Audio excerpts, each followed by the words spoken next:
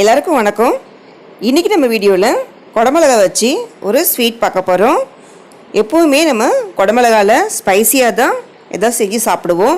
ஆனால் இன்றைக்கி அதை வச்சு ஒரு அல்வா பண்ணலாம். இப்போ அதுக்கு நான் 200 கிராம் குடமிளகா எடுத்திருக்கேன். அது நல்லா கழுவிட்டு உள்ளே இருக்கிற விதையெல்லாம் எடுத்துருங்க. அதுக்கப்புறம் சின்ன சின்ன பீசஸாக நல்லா கட் பண்ணி போட்டுக்கோங்க. அந்த காம்பு விதையெல்லாம் கண்டிப்பாக எடுத்துடணும். ஏன்னா அந்த காரம் வரக்கூடாது. உள்ளே இருக்கிறத வெள்ளை வெள்ளையாக இருக்கிறத கூட எடுத்துருங்க. அதுக்கப்புறம் இதை ஒரு 5 நிமிஷம் வேக வைக்கணும். இப்போது பாருங்கள், வெந்துடுச்சு. தண்ணி இல்லாமல் எடுத்து வச்சுக்கோங்க. இதை ஒரு மிக்ஸி ஜாரில் போட்டு நல்லா நைஸாக அரைச்சி எடுத்துக்கணும். இப்போ அரைச்சி எடுத்தாச்சு. இப்போ ஒரு பேனில் 3 டீஸ்பூன் அளவுக்கு நெய் ஊற்றுங்க. 1 டேபிள் ஸ்பூன் அளவுக்கு முந்திரி பருப்பு நல்லா செவக்க வறுத்து எடுத்துக்கணும். இதுக்கு திராட்சை போட தேவையில்லை. முந்திரி எல்லாம் டேஸ்ட்டாக இருக்கும் சாப்பிடும்போது. இப்போது எடுத்தாச்சு. அடுத்தது நம்ம அரைச்சி வச்சுருக்கிற அந்த குடமிளகாயை சேர்த்துருங்க. சேர்த்துட்டு நல்லா கிளறிக்கிட்டே இருக்கணும். ஏன்னா அடி ஒட்டாமல் இருக்கணும். ஏற்கனவே வேக வச்சாலும் அந்த குடமிளகா ஸ்மெல்லு கொஞ்சம் இருக்கும். அந்த ஸ்மெல்லு போகிற வரைக்கும் நல்லா கிளறி விடுங்க. ஒரு 5லேருந்து ஒரு 10 நிமிஷம் வரைக்கும் நீங்கள் இந்த மாதிரி கிளறிட்டே இருந்தீங்கன்னா ஒரு கலரு லைட்டாக சேஞ்ச் ஆகும், கொஞ்சம் திக்காகவும் ஆகும். அந்த டைமில் ஒரு 1/4 கப் அளவுக்கு காய்ச்சின பாலை நான் இதில் சேர்க்குறேன்.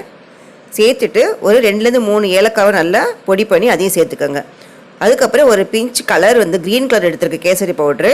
அதை ஒரு 1/2 டீஸ்பூனு சோள மாவோட ஒரு 2 டீஸ்பூன் பால் சேர்த்து கலந்துட்டு அதை மிக்ஸ் பண்ணி சேர்த்துருக்கேன். இந்த கலர் இது ஆப்ஷனல் தான், உங்களுக்கு வேணாட்டா ஸ்கிப் பண்ணிவிடுங்க. நான் கொஞ்சம் நல்லா பச்சை கலராக தெரியணுன்றதுக்காக இது சேர்த்துருக்கேன். பாருங்கள் எவ்வளோ அழகாக கலர்ஃபுல்லாக இருக்குது.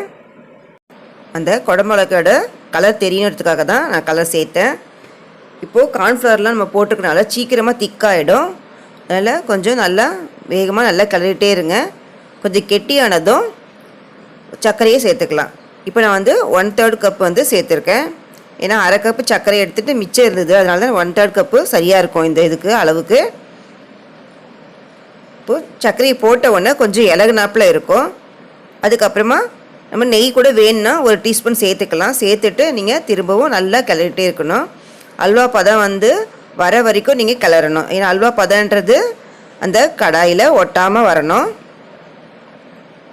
இப்போ வறுத்த முந்திரியும் சேர்த்துட்டேன். சேர்த்துட்டு நல்லா கிளறி விடுங்க. இது ரொம்ப சீக்கிரமாக செஞ்சிடலாம் இந்த அல்வாவை. பாருங்கள், ஒரு 1/4 முடிஞ்சிடுச்சு அல்வா. இப்போ கொஞ்சம் ஒட்டிகிட்ருக்கு. இன்னும் கொஞ்ச நேரம் அந்த நெய்யெல்லாம் பிரிஞ்சு வரணும். அது வரைக்கும் நம்ம கிளறி விடணும். இப்போது அல்வா ரெடி ஆகிடுச்சு. இந்த குடமிளகால செய்த கலர்ஃபுல்லான அல்வா ரெடி. நீங்களும் கண்டிப்பாக ட்ரை பண்ணி பாருங்கள். ட்ரை பண்ணிவிட்டு உங்கள் கமெண்ட்டில் சொல்லுங்கள். இந்த வீடியோ உங்களுக்கு பிடிச்சிருந்துச்சின்னா லைக் பண்ணுங்கள், ஷேர் பண்ணுங்கள், மறக்காமல் சப்ஸ்கிரைப் பண்ணுங்கள். தேங்க்யூ ஃபார் வாட்சிங். நெக்ஸ்ட் வீடியோவில் மீட் பண்ணலாம்.